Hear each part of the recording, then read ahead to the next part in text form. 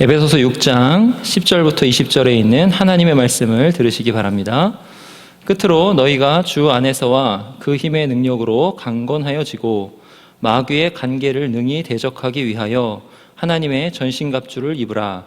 우리의 씨름은 혈과 육을 상대하는 것이 아니요 통치자들과 권세들과 이 어둠의 세상 주관자들과 하늘에 있는 악의 영들을 상대함이라. 그러므로 하나님의 전신갑주를 취하라. 이는 악한 날에 너희가 능히 대적하고 모든 일을 행한 후에 서기 위함이라. 그런즉 서서 진리로 너희 허리띠를 띠고 의의 호심경을 붙이고 평안의 복음이 준비한 것으로 신을 신고 모든 것 위에 믿음의 방패를 가지고 이로써 능히 악한 자의 모든 불화살을 소멸하고 구원의 투구와 성령의 검 곧 하나님의 말씀을 가지라. 모든 기도와 간구를 하되 항상 성령 안에서 기도하고 이를 위하여 깨어 구하기를 항상 힘쓰며 여러 성도를 위하여 구하라. 또 나를 위하여 구할 것은 내게 말씀을 주사 나로 입을 열어 복음의 비밀을 담대히 알리게 하옵소서 할 것이니 이 일을 위하여 내가 쇠사슬에 매인 사신이 된 것은 나로 이 일에 당연히 할 말을 담대히 하게 하려 하심이라. 아멘. 제가 감기에 좀 걸려가지고요. 네. 목이 메어서 그런 건 아니니까 그냥 들으시기 바랍니다. 네. 우리는 계속 지금 청년 2부 공동체의 비전을 지금 살펴보고 있습니다. 지혜와 지식과 분별력이 있어서 공의와 정의와 정직을 삼터에서 이루는 청년을 키워 천국 통치를 실현하는 어머니 같은 공동체, 이게 청년 2부 공동체의 비전이죠. 그래서 이제 우리는 몇 주 동안 지혜와 지식과 분별력이 뭐지? 이거. 그 다음에 공의, 정의, 정직은 무슨 뜻인가? 하나하나 살펴보았죠. 그리고 키운다는 건 뭘까? 이것을 살펴보았습니다.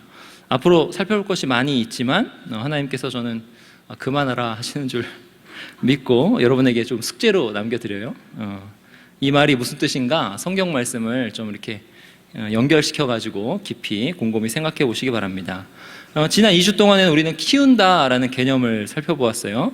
키운다라는 개념에서 중요한 것은 고린도전서 2장 후반부와 3장 전반부에 나오는 세 가지 부류의 사람들입니다. 그 세 가지 부류의 사람들이 누구죠? 바로 첫 번째 부류 푸시키코스라고 했습니다. 이 사람은 사람의 생명 수준에서 사는 사람이다 그랬어요. 거듭나지 못한 사람이죠. 그리고 두 번째 부류는 푸뉴마티코스라고 했어요. 이 부류는 성령으로 거듭나서 장성한 사람이다 그랬어요. 모든 것을 다 분별하는 사람이다. 성령님을 의지하고 생각하고 판단해서 행동하고 분별하는 사람이다. 그리고 그 중간 어디쯤에 사르키노스가 있다고 그랬죠. 이 사람은 성령으로 거듭났으나 여전히 육신 가운데에서 육신의 정욕으로 사는 사람이라고 했어요.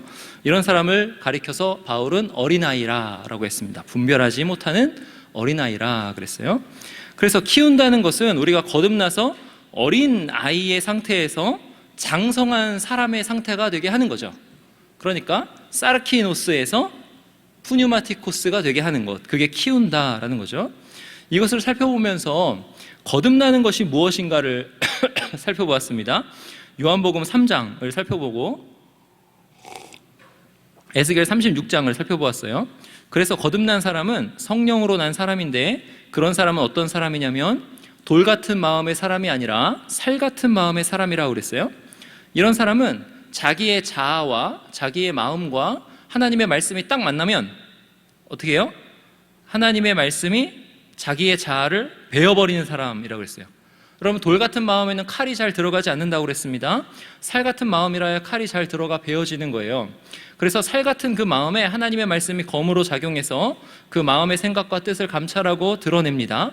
이 사람이 하나님을 향하여 사는지 아니면 자기 욕망으로 사는지 자기 행복을 위해서 사는지 그걸 드러내는 거죠. 그렇게 드러낼 때 하나님을 향하여 사는 마음으로 자꾸 마음이 베어지는 것, 자아가 자꾸 죽는 것, 그런 마음이 바로 살 같은 마음의 마음입니다. 그런 사람이 어떤 사람이라고요? 거듭난 사람이라 그랬어요. 이렇게 자꾸 하나님을 향하여 자라나가는 거예요. 그런데 이렇게 자라나가는데 거듭남이 필수 요소이죠. 왜냐하면 생명이 있어야 되니까. 거듭나지 못했으면 생명이 없으니까 살지도 않은 죽은 상태니까 자라려면은 생명이 있어야 되는 거죠. 그러니까 거듭남이 필수라고 그랬습니다. 거듭나지 않으면 자람도 없는 거죠. 이렇게 자라는 데에 이제 오늘부터 이제 오늘 지금 살펴볼 말씀은 이렇게 자라는 데에 우리 청년 이부 공동체가 어머니 같은 역할을 해야 된다는 거예요. 어머니 같은 역할. 그래서 청년 이부의 비전은 뭐냐면 어머니 같은 공동체입니다. 여러분 히브리서 5장 한번 가보실까요? 히브리서 5장. 어머니 같은 공동체가 돼야 돼요. 히브리서 5장 11절입니다. 신약성경 358쪽이에요. 히브리서 5장 11절. 멜기세덱에 관하여는 우리가 할 말이 많으나 너희가 듣는 것이 두나무로 설명하기 어려우니라. 때가 오래되었으므로 너희가 마땅히 선생이 되었을 터인데 너희가 다시 하나님의 말씀의 초보에 대하여 누구에게서 가르침을 받아야 할 처지이니 단단한 음식은 못 먹고 젖이나 먹어야 할 자가 되었도다. 이는 젖을 먹는 자마다 어린아이니 의의 말씀을 경험하지 못한 자요 단단한 음식은 장성한 자의 것이니 그들은 지각을 사용함으로 연단을 받아 선악을 분별하는 자들이니라.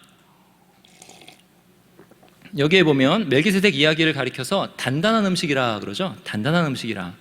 멜기세덱에 관해 가지고 지금 히브리서 저자가 가르칠 게 많은데 듣는 게 둔해하여 단단한 음식은 못 먹고 젖이나 먹어야 할 처지이므로 가르칠 수가 없다 이거예요.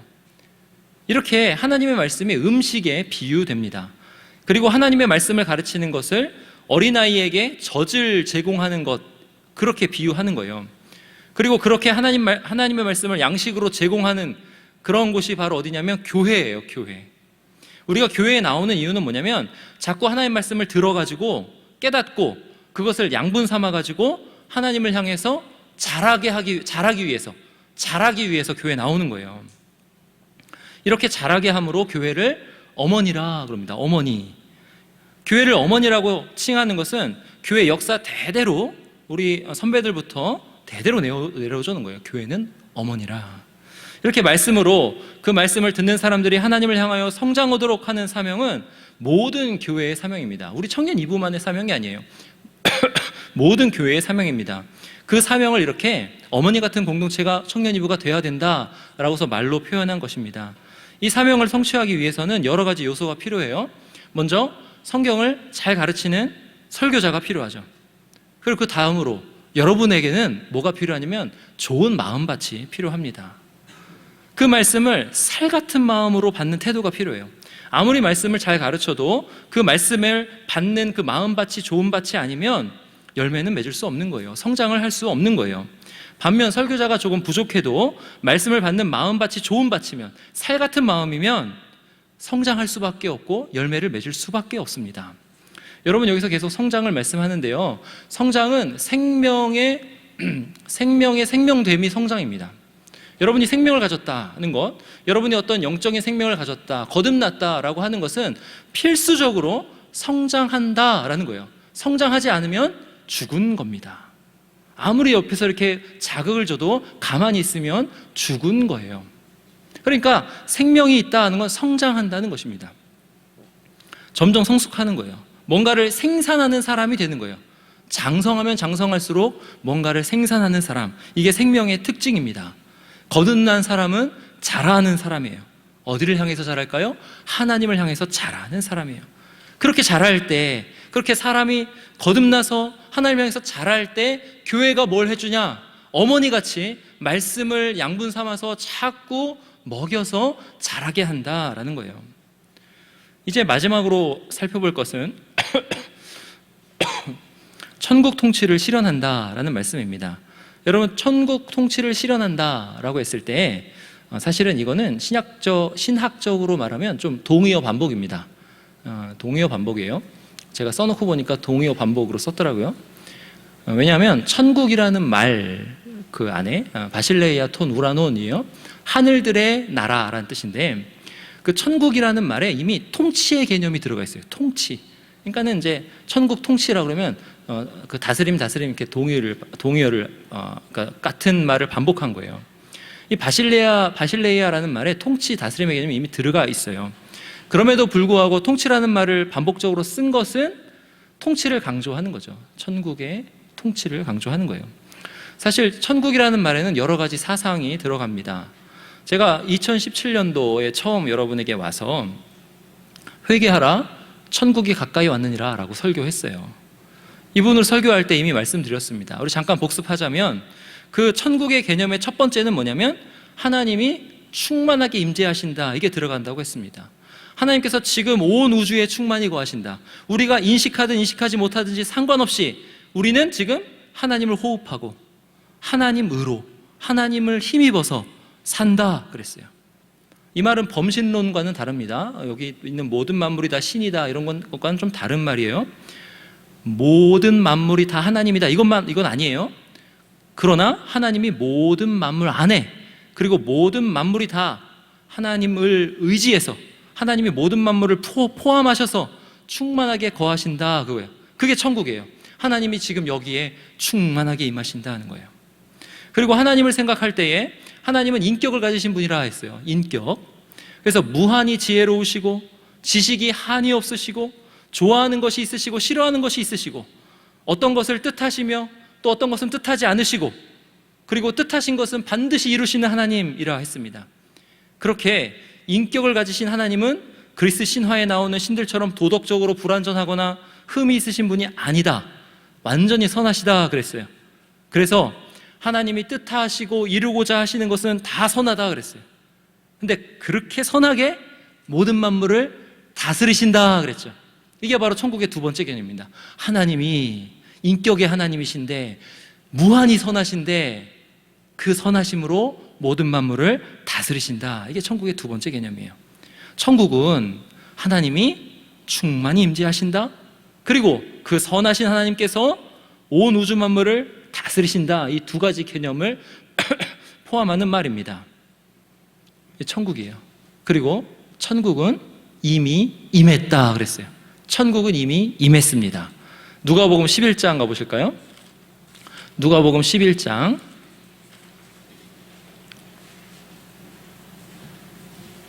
누가복음 11장 가보시겠습니다.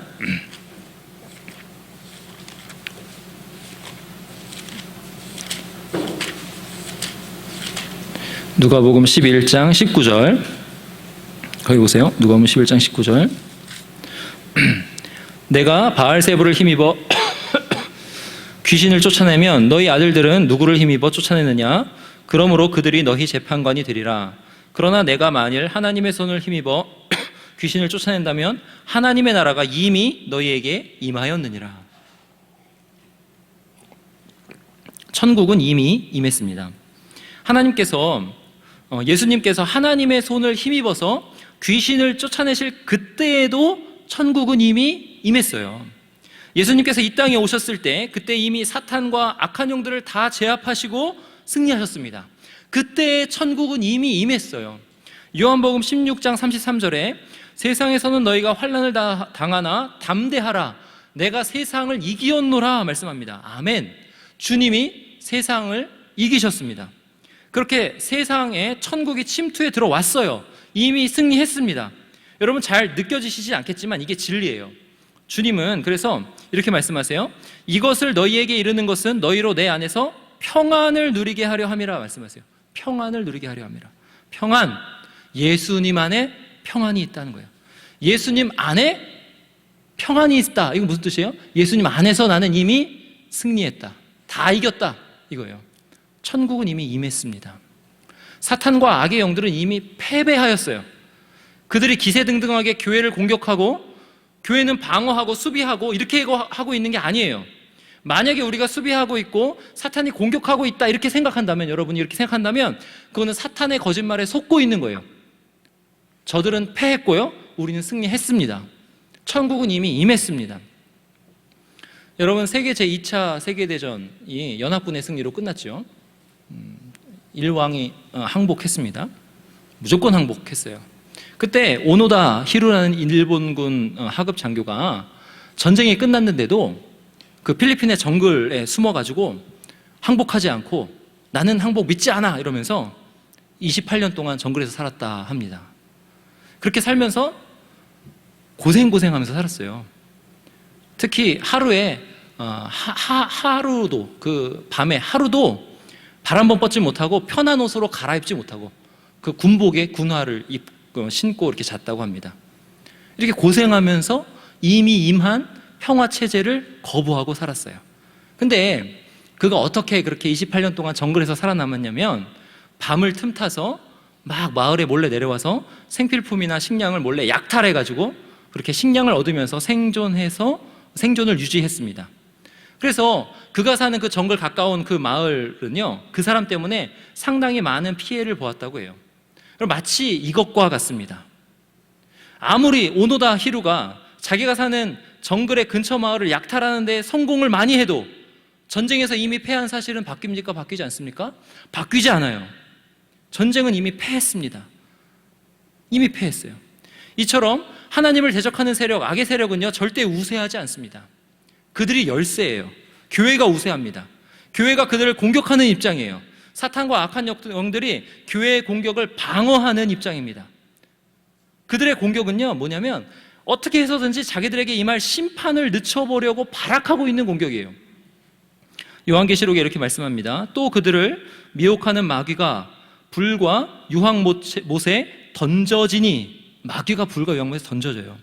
거기는 그 짐승과 거짓 선지자도 있어 세세토록 밤낮 괴로움을 받으리라. 이러한 마지막 심판을 어떻게 해서든지 늦춰보려고 발악하면서 공격하는 거예요. 그래서 가끔 성과가 있는 것 같이 보여도 그들은 절대로 이길 수 없는 싸움을 하고 있는 거예요. 교회가 제대로만 하면, 교회가 교회의 소임을 제대로만 감당하면, 교회가 교회로서의 자태를 제대로만 드러내기만 하면 싸움에서 혁혁하게 이기게 되는 겁니다. 이미 이긴 싸움을 교회가 하고 있어요. 예수 그리스도 안에서 천국은 이미 임했는데 하나님을 대적하는 사탄과 악한 영들은 그것을 끝날 때까지 인정하지 않으면서 대적하고 있다라는 거예요. 사탄과 악한 영들은 지금도 그 잔당이 남아서 일사불란하게 움직이면서 끝까지 하나님을 대적하고 있습니다. 천국이 임하는 것을 방해하고 대적하고 있어요. 그런데 교회의 사명은 뭐예요? 교회의 사명은 천국 통치를 이루는 거죠. 이미 임한 천국을 더욱 충만하게 하는 거예요. 충만하게 나타내는 게 교회의 사명입니다. 그래서 주기도문에 우리가 어떻게 기도합니까? 나라가 임하옵시며 이렇게 기도하는 거예요. 천국이 임하는 거, 천국이 현현하여 나타나는 거, 이게 우리의 소망이고 우리의 가장 주된 기도 제목입니다. 교회가 있는 곳에는 교회를 통해서, 교회의 구성원들을 통해서, 여러분들이 있는 이곳뿐만이 아니라 여러분들이 사는 여러분의 삶의 터전에서 천국이 현격하게 드러나야 돼요. 그게 교회의 사명이에요.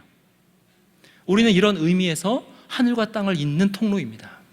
천국이 거기에 있게 하는 사람이에요.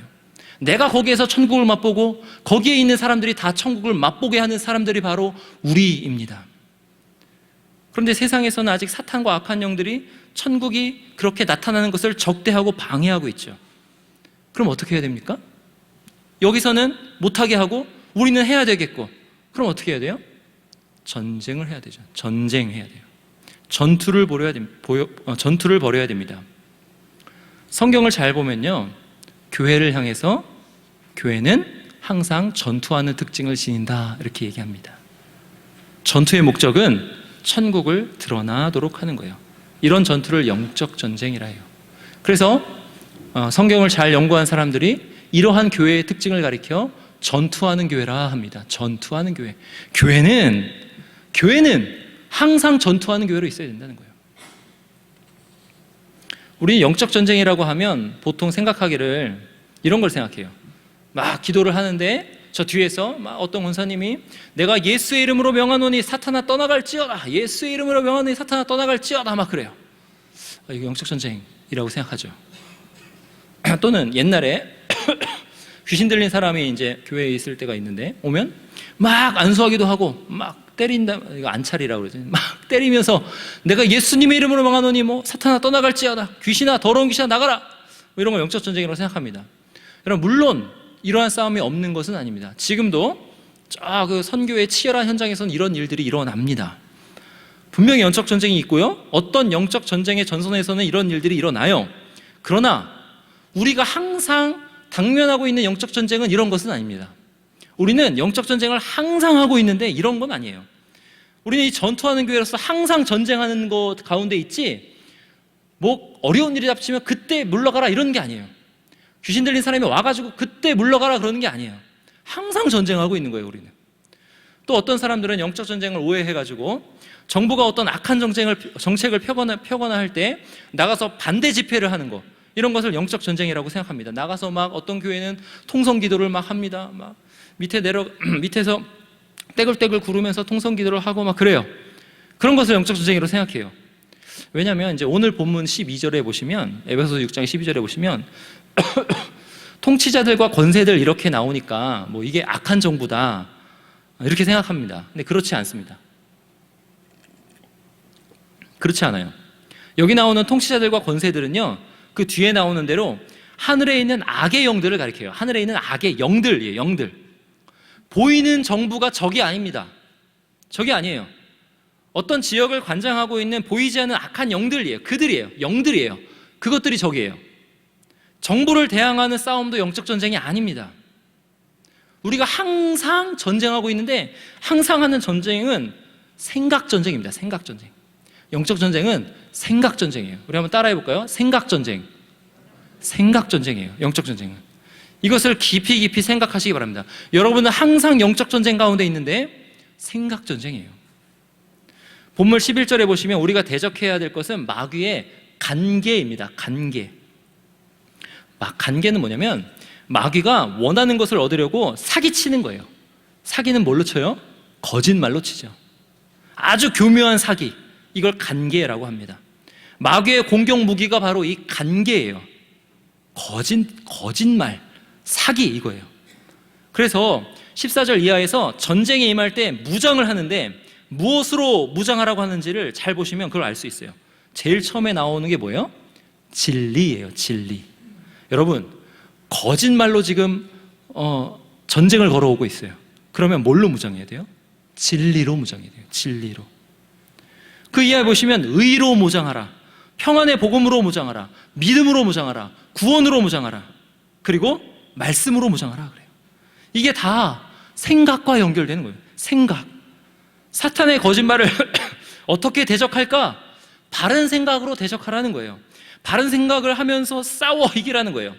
영적 전쟁을 할 때는 진리가 생각에 영향을 미쳐야 되고, 의로운 생각을 해야 되고, 평안의 복음에 합당한 생각을 해야 되고, 믿음으로 생각해야 되고, 구원을 생각해야 되고, 특별히 공격할 때는 말씀으로 생각해야 된다는 거예요. 그러면 이 생각 전쟁은 어떤 방식으로 이루어지는가?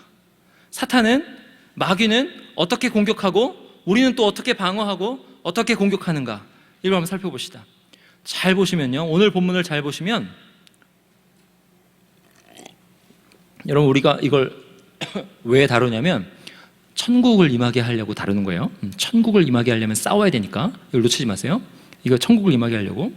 자, 마귀가 우리를 어떻게 공격하냐면 멀리 서서 불화살로 공격해요. 불화살로. 그게 16절에 나옵니다. 모든 것 위에 믿음의 방패를 가지고 이로써 능히 악한 자의 모든 불화살을 소멸하고, 이렇게 나와요. 이것이 사탄이 우리를 대적하는 방법입니다. 사탄은 대부분 원거리 공격을 해요. 멀리서 엄청난 양의 화살을 쏟아 부으면서 공격합니다. 공격하면서 어떻게 하냐면, 쟤네들이 믿음의 방패로 막으면 어쩔 수 없지 이래요. 근데 그 중에 믿음의 방패가 균열이 나거나 믿음이 약한 자가 있을 거야.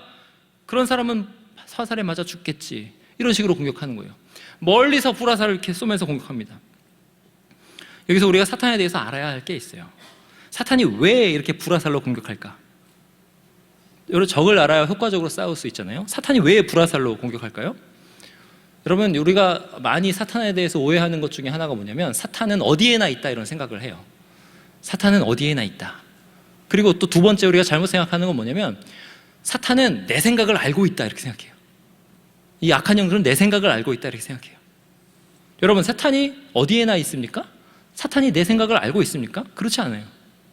내 생각을 알고 있어서 자꾸 내 속에서 악하게 말한다 이렇게 생각하는데 그렇지 않습니다. 사탄은요, 유한한 존재예요. 제한이 있는 존재예요. 그래서 사탄이 만약에 지금 저기 미국에 있으면 여기엔 없어요. 미국에도 있고 여기에도 있을 수는 없습니다.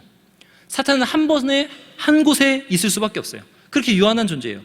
절대 여러 곳에 동시에 있지 못합니다. 사탄은 저기에 있으면 여기에 없어요. 물론 악한 영들이 많아서 그 영들이 곳곳 요소에 있을 수는 있어요. 근데 이 사탄이라는 존재가 저쪽에 있으면 여기에는 없다는 거예요. 성령님은 어때요? 성령님은 온 우주에 충만하게 계십니다. 성령님은 지금 여러분의 각 사람 마음 가운데 다 계세요. 그리고 온 우주에 지금 충만하게 계세요. 그리고 성령님은 여러분의 마음을 다 읽으시고 인도하시고 역사하십니다. 근데 사탄은 절대 그럴 수 없어요. 사탄은요, 사람의 생각을 읽을 수 없어요. 사탄이 사람의 생각을 읽는 것처럼 읽는 것처럼 보이는 이유는 그 사람의 표정이나 그동안의 그 사람의 행동을 관찰했기 때문에 그래요. 여러분, 우리도 어떤 사람을 잘 보면 저 사람이 다음에 무슨 행동을 할지 우리도 알잖아요. 그래서 그 사람이 어떻게 행동하리라 그렇게 유추해서 아는 거지, 그 사람의 생각을 알 수는 없어요. 아담과 하와를 이렇게 유혹할 때를 잘 보시면 사탄이 하와의 생각을 알지 못하는구나 알 수 있어요. 사탄은 사람의 생각을 읽을 수 없어요. 절대 다른 영적 존재의 생각까지 읽을 정도로 그렇게 능력 있는 존재가 아닙니다.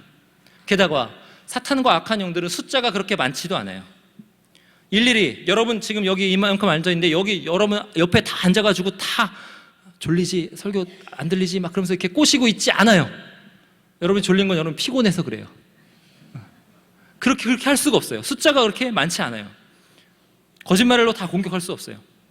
그래서 무슨 방법을 쓰냐면 멀리서 불화살을 쏟아붓는 방법으로 공격하는 거예요.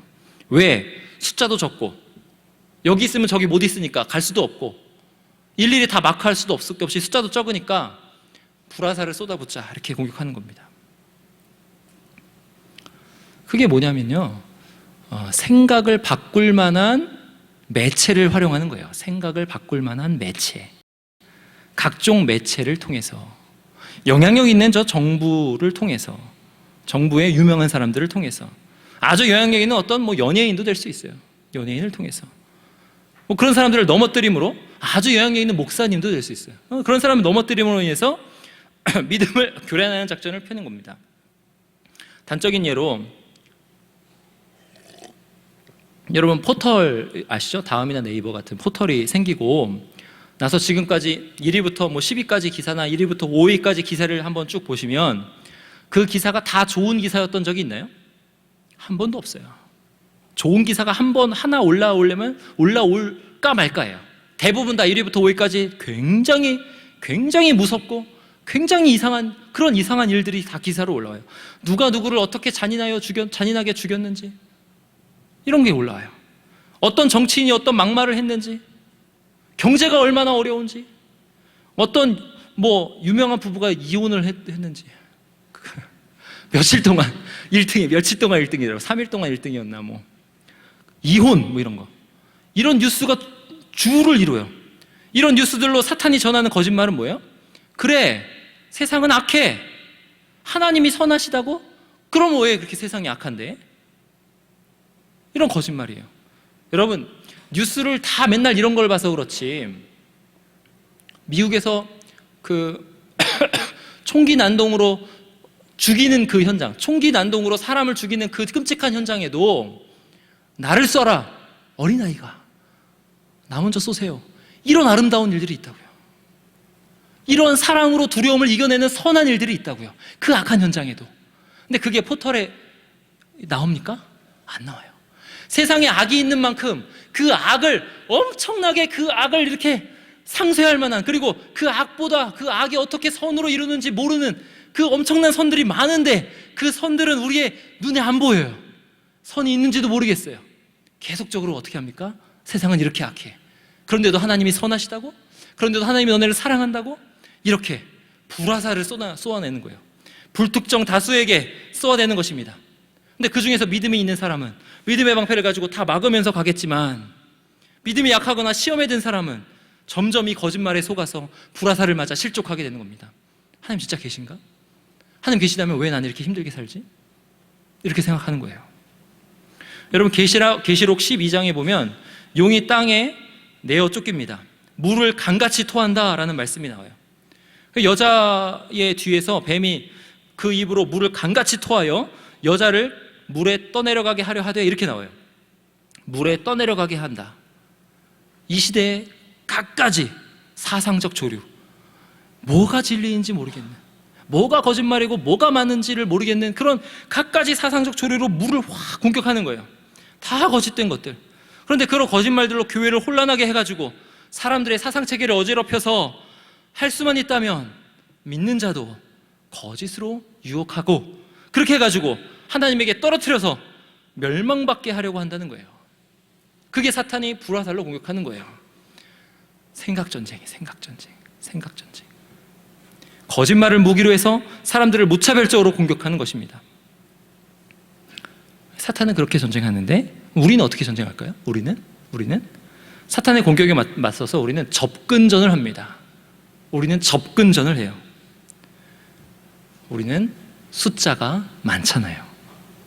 우리는 접근전을 합니다. 우리의 무기는 활이 아니에요. 사탄의 무기는 활이에요. 근데 우리의 무기는 활이 아니에요. 우리의 무기는 뭐예요? 검입니다. 성령의 검이에요. 검. 우리의 무기는 검입니다. 불화살이 날아오면 믿음의 방패로 막아요. 이렇게 딱 막아요. 방패가 되게 컸다고 그래요. 그때는 방패로 막아요. 막고 꾹꾹 참고 가까이 갑니다. 가까이 가요. 진격해 나가요. 가서 성령의 검, 말씀으로 하나님을 대적하는 거짓말을 베어버립니다. 이게 우리가 전쟁하는 방식이에요. 가까이 가야 돼요. 가령 사탄이 하나님이 그렇게 선하시지 않은 것 같아, 하나님이 너를 사랑하시지 않은 것 같아, 이렇게 거짓으로 자꾸 화살을 쏘아댈 때 믿음의 방패로 막으면서 이 말씀에 쓰인 하나님의 선하심, 하나님의 무한하신 사랑을 깊이 생각하고 깨닫고 그것을 실생활에 적용하면서 그 의심의 생각을 하나하나 베어버리는 그런 방식으로 우리는 전쟁합니다. 이게 우리가 하는 전쟁이에요. 요새 뉴스에서 경제가 힘들다 하죠. 너무 힘들다 해요. 자영업자들 다 인터뷰하면서 경제가 얼마나 힘든지 죽겠다 그럽니다. 보통 자영업자 하시는 분들 진짜 힘들어 합니다. 맞습니다. 근데 인터넷 상거래 쪽은 그렇지 않아요. 오히려 매출이 늘었어요. 여러분, 경제가 힘들면 경제 성장률이 막 확 하락해야 되는데 그런 것도 아니에요. 돈은 돌고 있어요. 근데 매체에서 계속 경제가 힘들다 합니다. 여러분, 옛날 뉴스 한번 다 찾아보세요. 경제가 좋다, 경제가 나아졌다, 이런 뉴스가 있습니까? 거의 없어요. 여러분, 근데 이렇게 자꾸 힘들다 하면 어떻게 됩니까? 사람들이 살아남아야 되겠다 그래요. 힘드니까 어떻게든지 살아남아야 되겠다. 그럼 어떻게 해요? 다른 사람을 돌아볼 여유가 있습니까? 없습니까? 없어요. 나만 살아야 돼요. 나만 살아야지. 이렇게 바빠 죽겠는데 내가 살아야지. 남을 돌볼 수 없게 돼요. 넉넉해지지 못합니다. 너그럽지 못하게 돼요. 나도 살아야 되니까. 왜? 뉴스에선 자꾸 힘들다 하니까.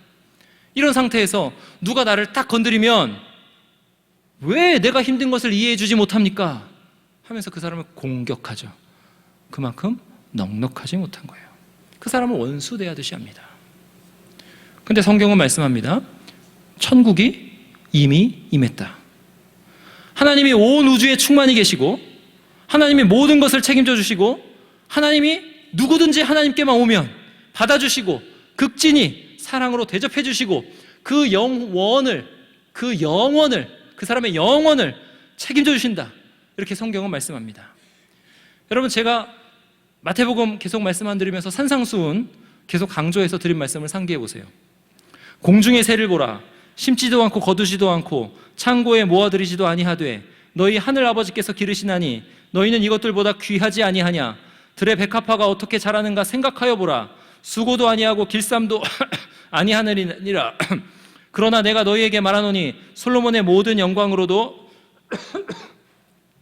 입은 것이 이 꽃 하나만 같지 못하였느니라. 오늘 있다가 내일 아궁이에 던져지는 들풀도 하나님이 이렇게 입히시거든 하물며 너희일까 보냐.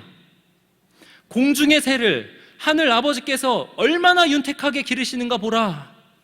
그 깃털의 빛깔을 보라. 제가 까치 말씀드렸잖아요.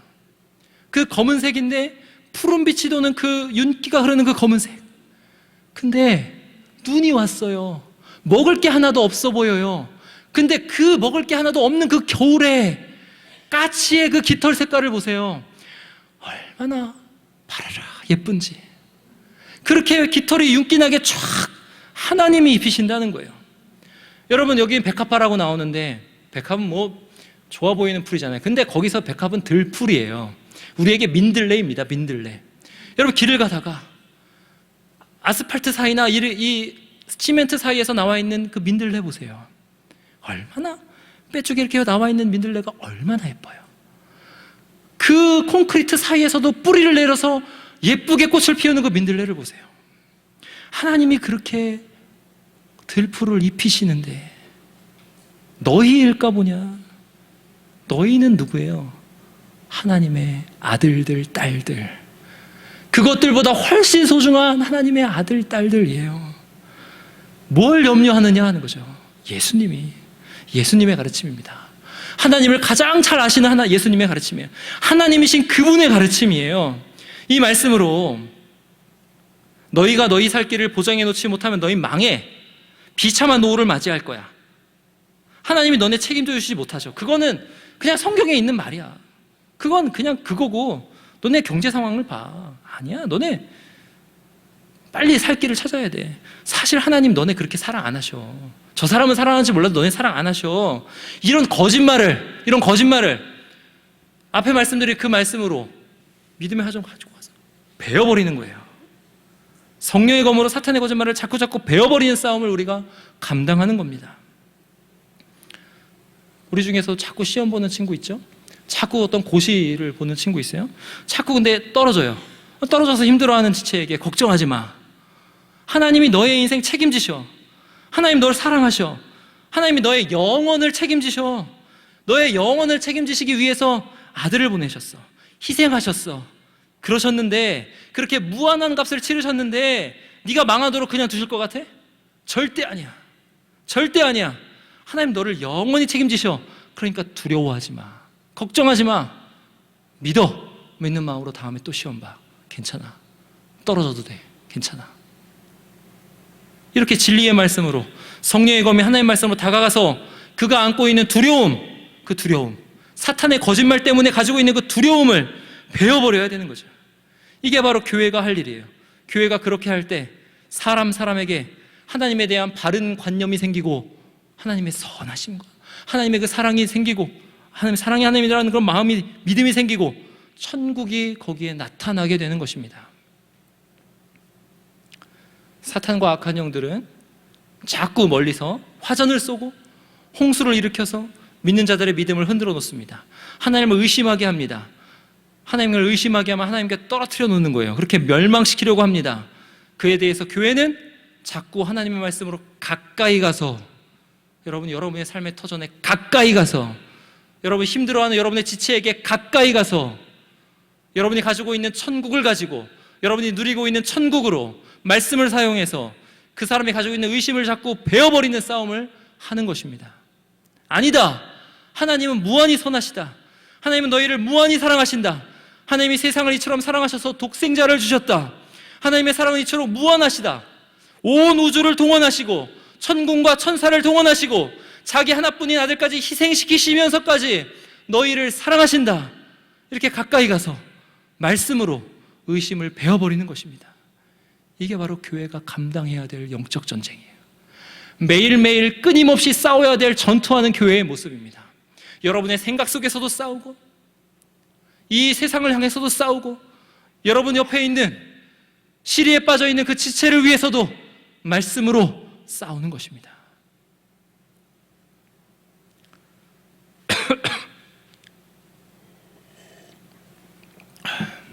분위기 잡지 말라고 자꾸 기침을 하는 것 같아요.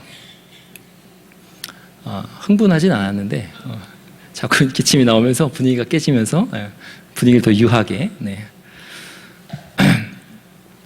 사랑하는 화성교회 청년 여러분, 제가 청년 2부는 이런 공동체가 돼야 된다라고 하면서 올해 4월 13일부터 설교했습니다. 지금은 8번째 시간이에요. 근데 이 주제를 다루면 다룰수록 알려주고 싶은 것들이 계속 생기더라고요. 그래서 이렇게 많은 시간을 가졌습니다. 그리고 공동체의 비전, 청년 2부는 이래야 된다라는 설교를 갑자기 마무리하게 되었습니다. 이 설교 시리즈에서 제가 담고 싶었던 메시지는 교회 공동체는 이래야 된다라서 더 가르쳐주고 더 말씀드릴 말씀이 많아요. 오늘은 전투하는 교회만 말씀드렸는데 교회는 그런 모습만이 아니라 보이지 않는 교회라는 모습도 있고 보이는 교회라는 모습도 있어요. 하나님의 통치, 하나님 나라를 말할 때는 하나님의 영광의 왕국이라는 개념도 있고 하나님의 은혜의 왕국이라는 개념도 있어요. 근데 그런 것들은 새로 오신 목사님과 함께 차근차근 말씀으로 배워나가실 줄 믿습니다. 하나님께서 너는 여기까지야 라고 말씀하시는 것 같아요. 순종하는 마음으로 멈추고자 합니다. 어떻게 보면 저의 청년 2부 안에서의 설교는 천국으로 시작해서 천국으로 끝나는 모양이 되었습니다. 이것도 하나님의 뜻인 것 같습니다. 하나님의 뜻인 것으로 믿습니다. 그만큼 하나님께서 여러분에게 천국을 강조하고 계신다라는 인상을 강하게 받습니다. 이 시대 청년들에게 하나님께서 하시고 싶으신 말씀이 바로 천국이 아닌가 하는 생각이 들었어요. 이 어려운 상황, 그리고 그 상황을 가장 약한 자로서 가장 힘든 시기에 맞닥뜨리고 있는 여러분에게 하나님은 천국이 임했다 얘들아, 생각을 고쳐라, 메타노에오, 회개하라, 생각을 고쳐라, 이렇게 말씀하셨습니다. 그리고 또 마지막에 영적 전쟁을 말씀하시면서 영적 전쟁의 최전선인 너희 마음에서 벌어지는 전투에서 지지 마라, 너희 마음에서 벌어지는 전투에서 지지 마라, 먼저 말씀으로 생각을 고쳐라, 이렇게 다시 말씀하고 계신다고 믿습니다. 이 하나님의 마음을 잘 들으시기 바랍니다. 잘 들으셔서 상황에 굴복하지 마시기 바랍니다. 상황 때문에 믿음을 잃어버리지 마시기 바랍니다. 절대 비관하지 마시기 바랍니다. 여러분은 천국을 사시는 분들입니다. 이것을 깊이 생각하시고 여러분 앞에 당면한 여러 문제들을 천국 백성답게 해결하시기 바랍니다. 반드시 해결됩니다. 반드시 해결됩니다. 여러분의 영혼은 이미 하나님 안에서 무한한 의미로 보장되었습니다. 그리고 여러분의 전쟁은 이미 이긴 전쟁입니다. 해결될 수밖에 없습니다. 그렇게 여러분의 삶의 터전에서 천국 통치를 이루시기 바랍니다. 천국 통치를 이루시되 공의와 정의와 정직으로 이루시고 지혜와 지식과 분별력을 구하시면서 그걸 가지고 하나님이 마땅하게 여기시는 것이 무엇인가, 그리고 그것을 통해서 나는 어떻게 살아야 되는가, 예수 그리스도의 속죄를 또 의지하시면서 그렇게 사시는 저와 여러분 되시기를 간절히 바랍니다. 기도하시겠습니다. 하나님 아버지, 주님께서 은혜 베풀어 주셔서 우리에게 영적 전쟁을 마지막에 말씀하여 주시니 감사합니다. 하나님, 우리가 이것을 등한시하고 있었다면 다시 한번 우리의 마음을 깨우치시고 새롭게 하셔서 하나님의 말씀인 성령의 검으로 하나님의 선하심과 하나님의 무한하신 사랑을 가지고, 믿음을 가지고, 또 구원받았다는 그러한 확신을 가지고 이 근접전에서 승리할 수 있도록 인도하여 주옵소서. 우리 안에 일어나는 의심을 자꾸 베어버리게 하여 주시고 다른 사람 생각 안에 있는 그 불안과 두려움을 자꾸 베어버릴 수 있도록 인도하여 주옵소서. 그래서 하나님, 우리 청년들이 있는 그 곳이 천국이 다 되게 하여 주시옵소서. 그래서 천국 통치가 임하게 하는 그러한 우리 모든 청년들이 다 될 수 있도록 하나님 인도하여 주시옵소서. 감사드리고 주 예수 그리스도의 이름으로 기도하옵나이다.